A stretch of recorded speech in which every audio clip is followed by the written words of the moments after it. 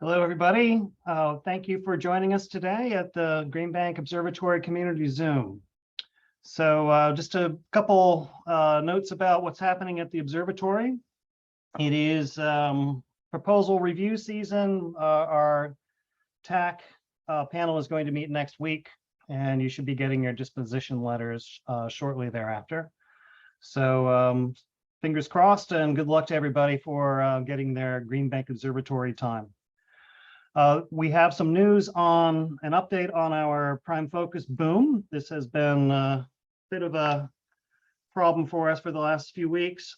We have gotten the part that we need to fix it, and we repaired the mechanism, but the weather didn't cooperate this week. And so we will reinstall the mechanism next week when we get some better weather.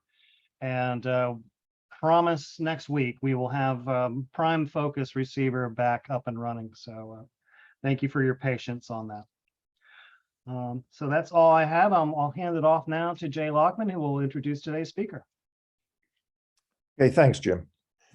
Today's speaker is Tony Remijan from the National Radio Astronomy Observatory in Charlottesville, and he'll be speaking about interstellar chemistry and the PRIMOS experiment, the Prebiotic Interstellar Molecular Survey. Let me just remind everyone that questions can be submitted through the Q&A button in the lower right of the screen, and that this session will be recorded for later viewing if you wish. Take it away, Tony. Okay, thank you very much, Jay. I'm going to do the obligatory, make the first attempt at sharing my screen and getting it wrong, but we'll try from there. Okay.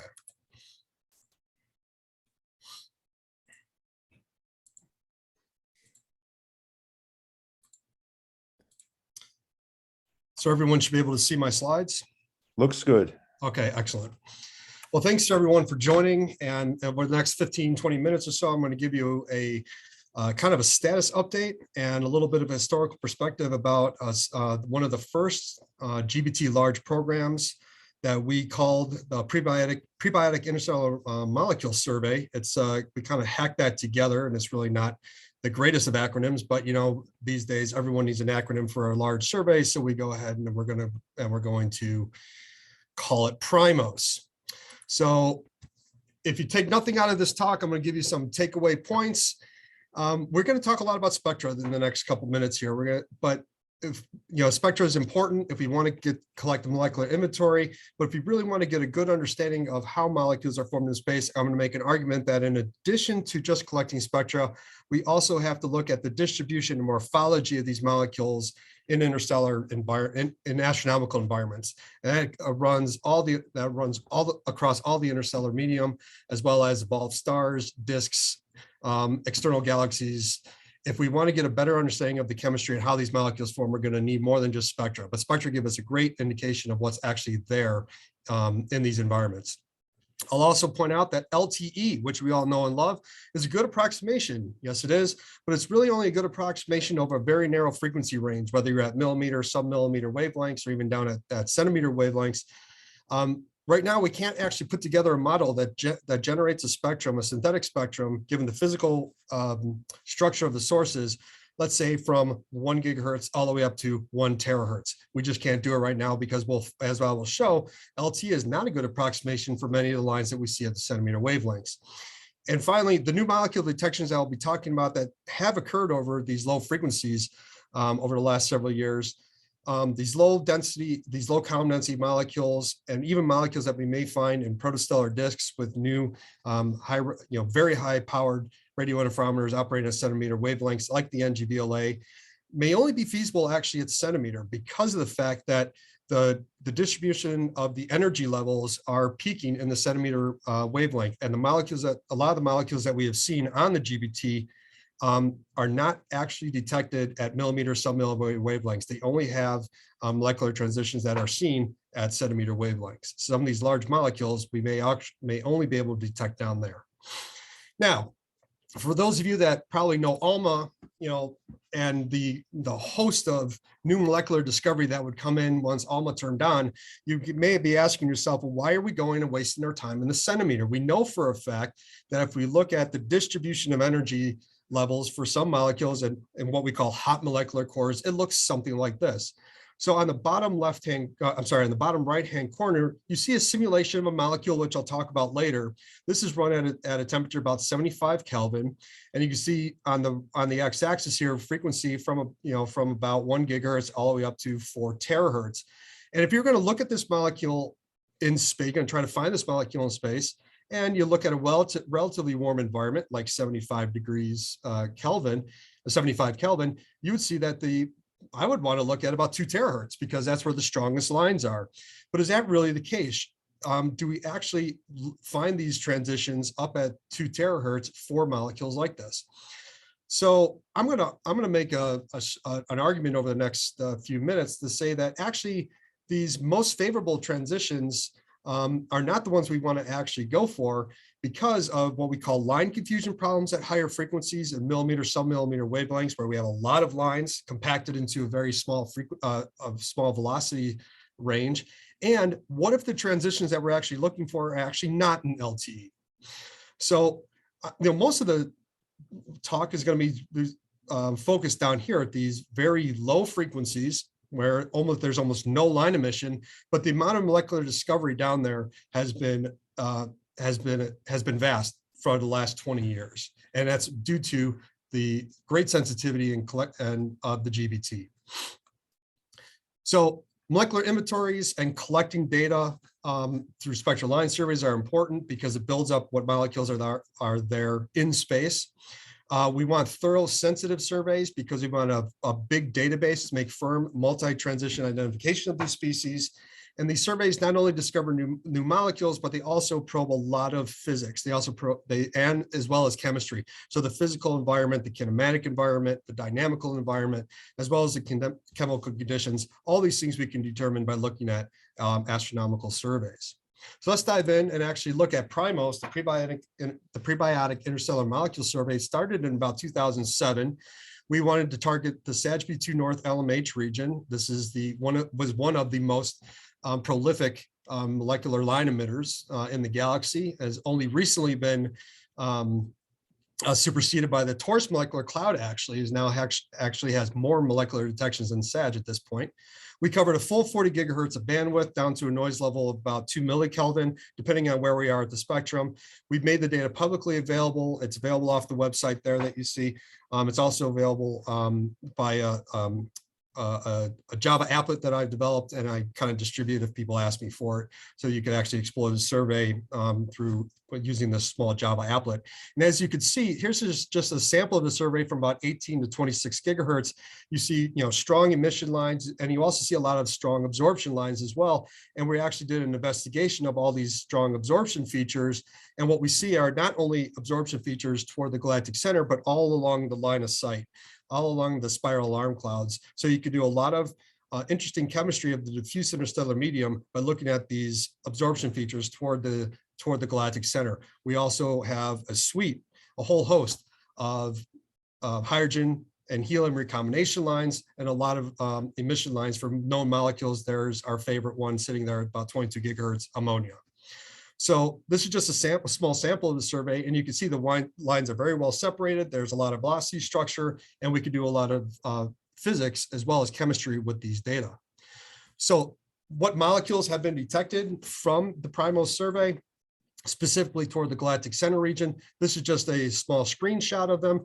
I'm going to just eliminate methyl triacetylene that was actually detected toward TMC1, but some of these are other molecules like ephanamine, carbodiimide, and I'm going to bring up methyl isocyanate. It's an interesting one because we had one transition of methyl isocyanate years ago.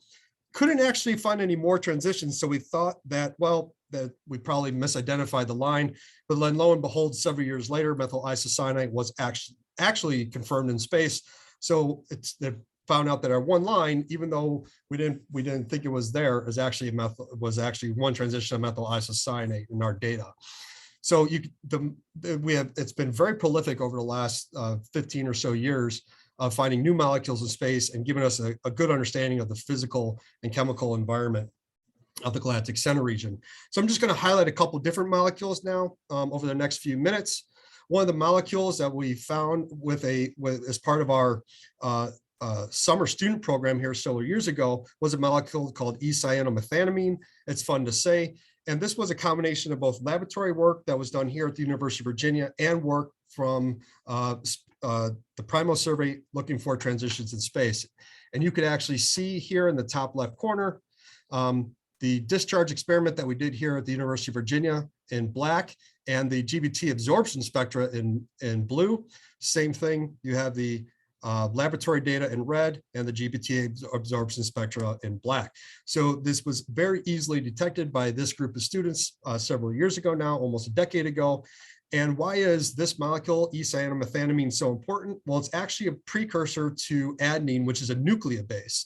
So if you look at the combination of it's two HCN molecules smashed together, that gives you cyanomethanamine. And if you keep building up the structure and you put 5 HCN molecules together, you get this adenine molecule here that you see at the very bottom.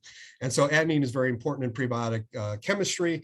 And so it was a nice discovery and a very good self-contained package for this group of students working here at the University of Virginia of our summer program to go into the lab, characterize the spectrum, go out on the GBT, actually detect the molecule, and that led to a nice publication of this interesting prebiotic species.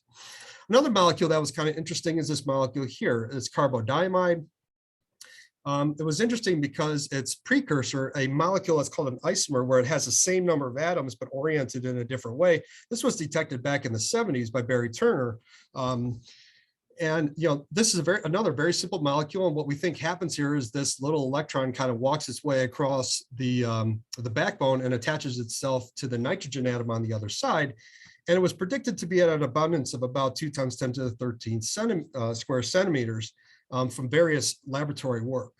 And so we went out and actually found several transitions of this molecule, carbodiimide, but we found something very strange. We saw very strong emission features up here at 4 gigahertz at multiple velocity components, 64 and 82 kilometers per second. When you go up to 25 gigahertz, we had a little bit of a problem because we got a nice big fat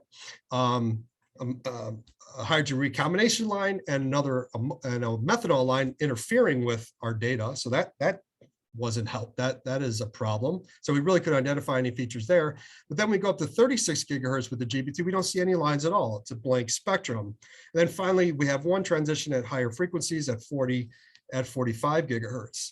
There's also a methanol line kind of close to the edge. But the point was that we had a pretty good suite of lines that suggested this molecule was there. But the fact that we saw no lines at these, at these frequencies bothered us. But without any other observations, there was only a 0.002% chance we were wrong in this identification. It turns out that all these lines that we were observing were actually masers. So this 4 gigahertz line, actually, we show all the structure, the energy level structure for these molecules, for this molecule, and we see that there's a very slow transition here from the 18 to 17 transition, and so you have actually a buildup of population at this particular energy level, and then it actually leads to a maser line. If you look at some of the other transitions, say the 36 gigahertz line that we don't see, yes, there's a very slow transition, but there's a very fast transition out of that energy level as well. So you actually don't see this line as a maser. So if you look at all the energy levels and all the transitions that we do see, you have a situation that looks like this. The 4 gigahertz line actually has a population inversion. We have a very strong emission feature, and if you just took LTE as the metric at a particular temperature and column density, you would see that in red and in these blue boxes, you would really have a hard time detecting these molecules at all. But the fact that these transitions are amazing at these low frequencies led to a very clear detection of this molecule that we see at 4 gigahertz, 25 gigahertz, and 45 gigahertz, and also explains why we don't see any transitions at 15 and 36 gigahertz. So It's not the only molecule that mazes. We had a whole paper from PRIMOS that used PRIMOS data to demonstrate that here is methylformate. Actually, the PRIMOS data is shown at the top panel. A non-LTE model is shown here in the middle in red, and it actually closely matches, not perfectly, but it matches much, much, much better than the LTE model that is run for methylformate. So we're now seeing that at lower frequencies, most of these even large molecules are actually mazing. So this actually leads to easier detections because we have these low frequency transitions of these molecules that are undergoing maser action. One other quick diversion from a new molecule that we discovered was a chiral molecule. Chiral molecules they have this different physical interactions, but they're all the same atoms. They're kind of oriented in all the same way, but there's a right and left-handed a left and right-handed form of these molecules. The chiral molecules also have, they have things like different smells, different reactivities, and basically they have different biological functions. Things like left-handed baseball glove and a right-handed baseball glove and stuff like that. And life actually uses left-handed amino acids, and right-handed sugars for some reason. We still don't understand exactly where this non-racemic mixture actually comes from. But if you want to look for a molecule in space that's chiral, we have a couple molecules that we can look for. Glyceraldehyde's a big carbon chain molecules similar to a sugar. We have deuterated ethanol and this molecule called propylene oxide. And we found actually using the GBT 2 transitions of propylene oxide, but the third transition we had to go to Parks because of the RFI that was in the GBT, that part of the spectrum that the GBT was looking at. But we have 3 clean transitions of this molecule, and it was the first and right now only interstellar chiral molecule that has been detected in space. And it's an abundance of about 10 to the 13 common density and a pretty low rotation temperature. So here's just a list of the molecules that all have the same atoms. So this is a molecule called acetone, this is a molecule called propynyl, and this is propylene oxide. You can see they all have the same number of atoms. This carbon, hydrogen, and oxygen, they're all oriented different ways, and this gives you the relative abundance that we see of these molecules in the PRIMOS data set. So what about if you were looking at the dates on these things, and I have just a couple minutes here left, a lot of this stuff that happened 10 years ago. What have you done for me lately for the PRIMOS survey? Well, the PRIMOS survey has been used lately to look for new molecules or actually disprove existing proposed molecules in space. So we look for a molecule called thioacetamide. Acetamide is basically this molecule here, but with an oxygen. Thioacetamide is when you replace an oxygen with a sulfur.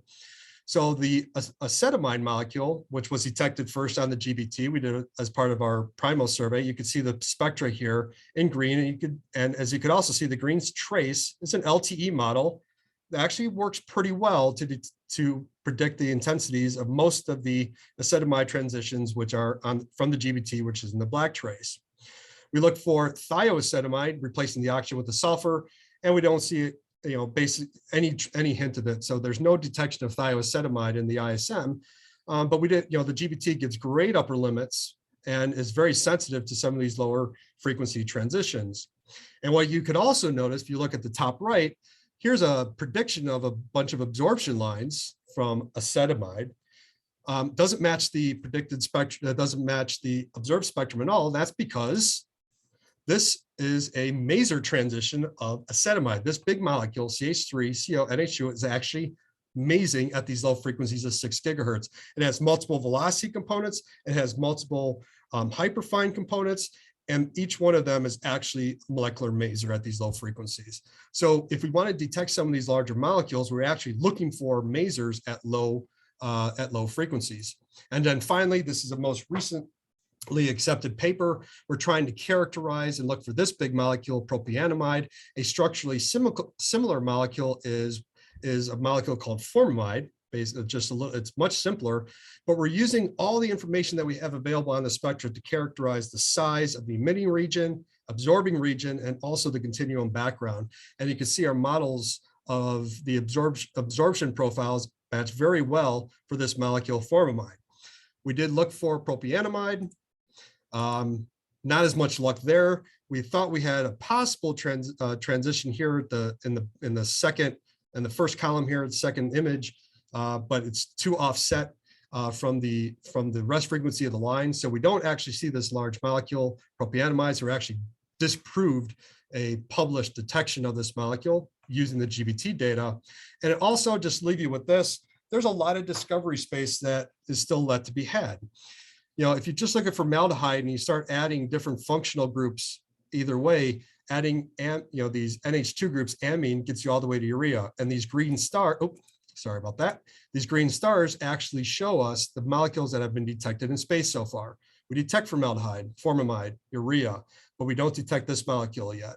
If you go the other way, you start adding methyl groups, we detect the acetaldehyde, we detect the acetone, but that seems to be the limit of where we're at. We don't detect, we detect the acetamide, but we actually add more complexity as you go down the branch here. These are just illustrative. These are not actual formation pathways, but these are all molecules that have the potential of being discovered by adding more and more complexity, but either the molecular, the spectroscopy doesn't exist yet, or we don't have the data yet. But there's a lot of discovery space left to be investigated with the PRIMOS survey and searching for some of these larger molecules. So I thank you for your attention. I'm happy to answer any questions. Thanks very much, Tony. Let me remind everyone to submit questions through the Q&A box on the lower right. And while we're waiting for the first question to come in, I want to follow up on something you said at the very beginning, Tony, when you remarked on a molecule that was found in Taurus, but not in SAGB2. Yes. Do you have any just general comments about, are you selecting a certain kind of chemistry by just observing this one source? We're actually one of the things that we have noticed when we look for molecules toward the galactic center is that they are highly saturated. A saturated molecule is a molecule that contains a lot of hydrogen atoms in it. And as you can see for some of the molecules that we have detected, let's take this molecule here called propanol. It's a fully saturated molecule because every bond is basically accounted for and has attached to a hydrogen atom. So when we look for molecules toward the galactic center with the PRIMOS survey, we are kind of moving in this direction of highly saturated molecules. Once we, the unsaturated species, like these long carbon chains, once we hit a certain length, we just don't see them anymore toward the galactic center, but they are very prevalent in sources like these cold dark clouds like TMC1, where you see very long carbon chains. You also see ring species. I didn't talk about any of that. It's another survey done on the GBT. So we are not preferentially looking for molecules that are highly saturated, but those are the molecules that we're detecting most when we look at the galactic center region and in the PRIMOS survey. Okay. We don't have any questions right now, so let me remind people to please submit them through the Q&A box on the lower right. And so here we come. Can any of the maser transitions excite other molecular maser emission? That's a good question. And what we're actually trying to figure out here, when we look at these types of transitions, is what is actually causing the maser action. What we're trying to use as a proxy right now is my previous graduate student is looking at trying to characterize these molecular masers by mapping their positions with respect to other known molecular maser transitions like methanol. And there's two classes of methanol masers that what collisionally or radiatively excited. And so what we're trying to do is do a comparative study of where we see these molecular masers with respect to the methanol masers, and we know how they're pumped. Now, whether or not these masers can pump, these masers can pump or give rise to other molecular masers. These are very weak masers. If you can see, they're not very strong, and so I doubt that the maser action is actually being driven by some other can drive or be driven by some other molecular emission. But we are trying to understand if these weak masers are actually collisionally pumped or radiatively pumped by comparing that to other masers that we see in the source, and specifically methanol. And she's doing this comparative study right now. We've got another question came in. Could one use VLBI to see small scale structure of absorption lines? Wow. Okay. So I wish you were to hear about 10 minutes before the thing started, but I've actually tried, and we were literally just discussing this before this webinar started. When we see some of these absorption features, whether it's propylene oxide or some of these larger molecules, I've actually tried to hit this with the VLA and tried to find the absorption with respect to the background, specifically for a molecule glycolaldehyde. And I don't see any absorption in the VLA data. We're trying to understand the physics behind that. Physical, how do we put the background continuum source? How do we put the foreground absorbing gas? How do we orient on all these things so that it is completely resolved out by the VLA? Now, the maser transitions are actually, we can actually see them. They're very bright, very compact. So we're actually, when we try to map those transitions, they're easier. We're having a very difficult time trying to image the background, image the absorption profiles, because existing data that we have to try to do this with the VLA, it's completely resolved out. We don't see any absorption features. So hitting with the VLBA for the masers, yes, but for some of these absorption profiles, I don't think that's the way to go. I think KFPA, large scale mapping, is the way we're going to try to disentangle this. Okay, another question. Are there a large number of obvious but unidentified lines in the spectrum? To what extent are you limited by the lack of lab spectroscopic data? We have, even at lower frequencies, just like higher frequencies, there are about 50% of our lines are unidentified at these lower frequencies. So whether you're at millimeter wavelengths or centimeter wavelengths, about 50% of the lines are unidentified. What we believe for many of these lower frequency transitions, we are limited by laboratory work. The work that these students did, this is an amazing piece of work that the students did several years ago to discover this molecule. These lines are just waiting to be discovered in the data. These ethanamine lines, they're just waiting to be discovered, but we don't have the corresponding laboratory data. So I guess about at least a quarter of the lines that we have unidentified are from lacking laboratory data. The other quarter, not quite sure. There may be, we haven't, their laboratory data may be known, but maybe at a higher vibrational state or an isotopolog, 13 carbon or something like that. So they're not readily available in catalog form that I could easily pull in and compare to. I'd have to go back to the literature. I'd have to look at old papers in order to see them. So about 50% are known, about at least a quarter are unidentified, completely unidentified. Others are probably known as a higher vibrational state or a 13 isotope, but I don't have a catalog I could easily search for. How about molecules at very low frequencies, less than a gigahertz? So less than a gigahertz is tough. The lowest, just the RFI and the lines are not very strong, but we have very, very good lines at about 1 gigahertz. So there's lines at acetaldehyde, there's lines of methylformate. They're at around 1 gigahertz that we have sent, that we've actually shown that they done the calculations, showed that they're molecular masers. So around 1 gigahertz, yes, they're very, very good lines that we use. We haven't really seen a whole lot of lower frequency lines. I've done a lot with it, mostly because of the RFI environment down at those lower frequencies. Not for lack of trying though. We just don't have a lot of transitions down there that we use. Yeah, we have time for one more question, and there is, I believe it's how degenerate could be the detection of a particular molecule with respect to other molecules? I believe that's a question of getting the identification wrong. Sure. Getting that identification wrong. So very, very unlikely. But we are a conservative bunch here, and I hate publishing a one-line detection, even though that was kind of the norm 40 years ago, 50 years ago. But the fact is that the spectroscopy of these molecules are so well known, and the chemical fingerprint that we use rotational spectroscopy to really characterize and identify the molecule. The fact of one transition overlapping another transition at these low frequencies, and us identifying unidentified the molecule because of the transition is very, very low.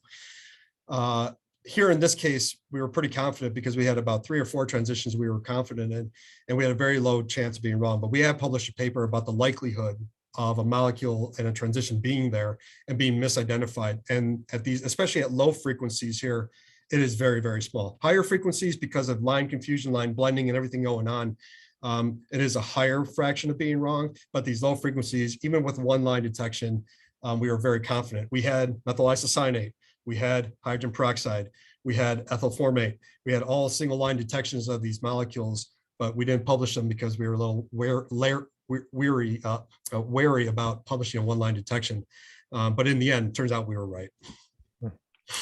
Well, that's all the time we have today. Unfortunately, there's still a few unanswered questions. And Tony, I think you'll be able to see those when the webinar is over. Okay, sounds good. Let me remind everybody again that this webinar has been recorded. And if you go to our website, you'll be able to view it at a later time. Please join us again in 2 weeks when we'll go from dark clouds to dark matter. Aya Keller is speaking on model-independent dark matter searches using the Green Bank telescope. Thanks, and we look forward to seeing you then. Thanks, everyone.